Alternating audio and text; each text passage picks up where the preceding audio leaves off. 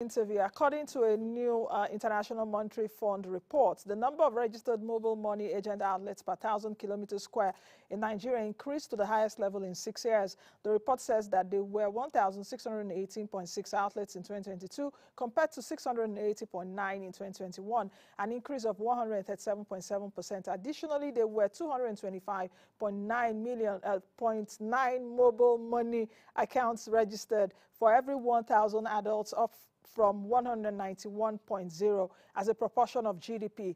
Mobile money transactions increased from 8.74% to 16.1%.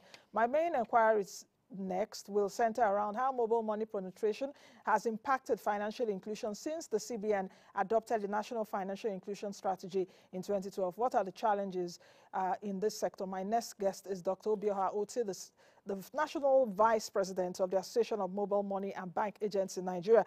Good morning, Dr. Oti, and thanks for joining me on the show. Yeah. Good morning, Nancy. Doctor, I can't hear you. Can you hear me? Yes, I can hear you loud and clear. Okay, can you hear me? Yes, I can hear you now. Welcome to the program. How did your association interpret this report when you saw it? How did your association interpret this report when you saw it? And do you accept everything that IMF has said? To a reasonable extent, the association saw the report and we looked at it, we accepted it, but not exactly the way it is presented. And I have to explain some of the information, the way it is presented within the specific metrics. For instance, 3 of the key metrics that were presented in that report include the growth of mobile money outlets. That's number 1. Then number 2, the number of registered mobile money adults per 1,000. And the third one, which is to me is the most important, is the value of mobile money transactions as a percentage of the GDP. So these reports actually reflect what is on ground, but we really need to look at it deeper to understand exactly how it plays out within the system. Now, which part of the value chain drove that growth? Because I also understand, yes, which part of the value chain drove what the IMF actually told us? If you ask me, because most of the time when you are looking at a report, if there is growth within the value chain, you begin to compare and you try to know whether the growth is in sync with what exactly is supposed to be the case. Now, the value of transactions, compared to the GDP, is supposed to at least equally grow in symmetry with the same other metrics like a number of mobile money outlets and the registered mobile money users. But if you notice now, the outlets are growing in 3 digits, that is in hundreds. The number of registered mobile money accounts per 1,000 adults is growing in hundreds. But if you look at the transactions coming out of these, as compared to the GDP, the growth is very minimal. It's just intense. So that tells you that there are some other aspects of it. If you ask me, I would think that the growth is particularly as a result of the proliferation of digital devices, especially the mobile phone. Most of the urban areas and the rural areas, almost everybody now, almost every adult, including even children, use a lot of mobile devices. So, and most of the financial institutions now have discovered that the easiest way to drive financial transactions in digital finance and drive financial inclusion is by way of digital financial services using mobile devices. So it is very easy now for you to open an account if you have a mobile phone And then it is very easy for you to sign up a mobile money wallet and begin to do transactions. So that explains why you have a lot of mobile money accounts and wallets, as compared to the past 6 years. Then if you come to the number of agent locations across the country, I think the explanation I will give in that direction is that a lot of fintechs have come on board, and then most of the traditional financial institutions like the big banks, some of them have equally formed a subsidiary of fintechs operating within their system. So, and each of them has a mandate to see how they will increase their own operation within the mobile money market. And as they are doing that, they are giving targets to, people working with them. And then these people go out, try to recruit a lot of people within the space, in order to drive their business forward. So by so doing now, they try to recruit agents, they try to empower them, and then open a lot of locations. Some of the locations, they are open and branded directly by some of these organizations. And that does not necessarily translate to the increase in number of transactions coming into them. Okay. How do you remain relevant? Because I'm actually thinking how your sector will really remain relevant in terms of you and your colleagues.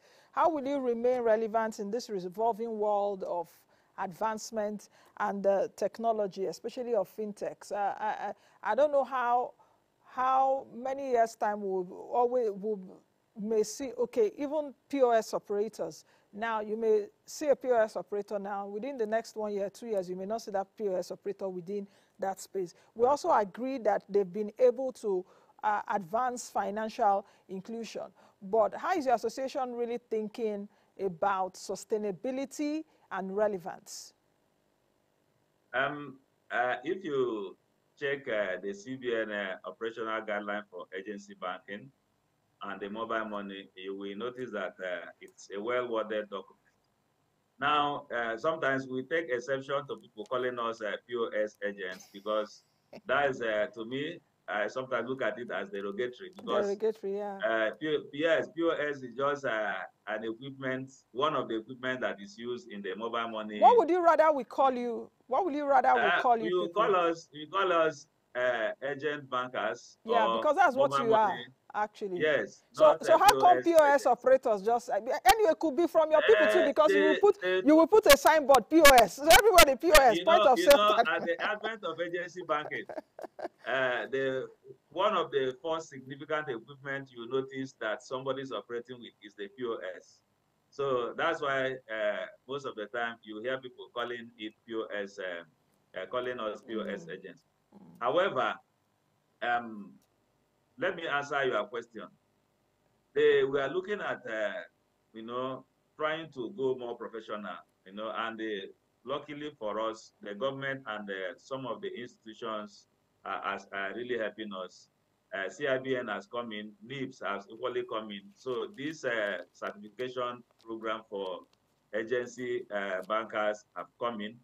So a lot of things are going to be coming up in terms of training, in terms of equipping the agents. Then we as an association as well have tried to see how we will, give more information to our members in terms of keeping them up to date, aligning them with the current realities and practices on ground, and then trying to make sure that the business we are doing is more recognized, is more consistent with the realities on ground, and they are equally more informed. Okay. If we check some of the financial institutions that the agents are working with, have equally come to recognize that it is only when you empower more, when you inform more, and when you guide agents properly that the mutual benefits, increase more. Okay. So these things really give us hope that the business will really has a future in Nigeria. Dr. Oti, just we have 1 minute, and I don't know if I can even still put this in, but I would like to know how many agent bankers do you really have across the country? Do you have that figure? Yeah, definitely we have a figure, but if I go directly, I may not be giving you the exact information on that.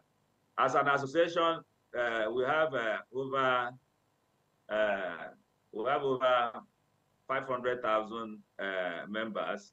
But when you come to the field of agency banking and mobile money, you notice that it's not only registered members in association that play within the space. There are a lot of people that don't identify with the association. They are equally playing within the space.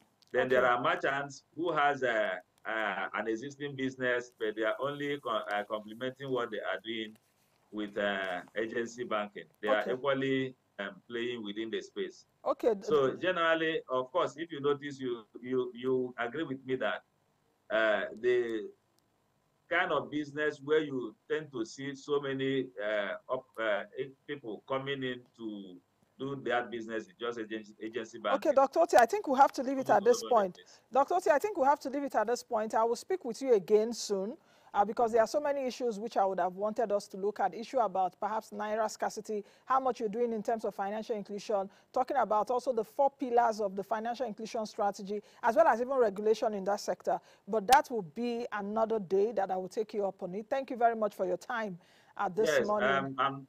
I'm grateful, Nancy, for you to have me, and I have so much more to share with you. And I hope we'll have a Yes, better and yes, a more opportunity I yes, would to. invite you soon. I will invite you soon. And don't also be far from this program. Don't be far from me too.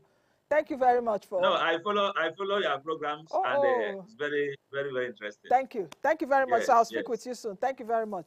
All right, Thank you. I've been Thank you speaking for with having me. Dr. Obioha Oti, who is the National Vice President of the Association of Mobile Money and Bank Agents in Nigeria. That's a mouthful. That's the much we can take on today's edition of the program. Thank you all for your company. Be the best you can be and be the change that you want to see. I am Nancy Naji. Bye for now.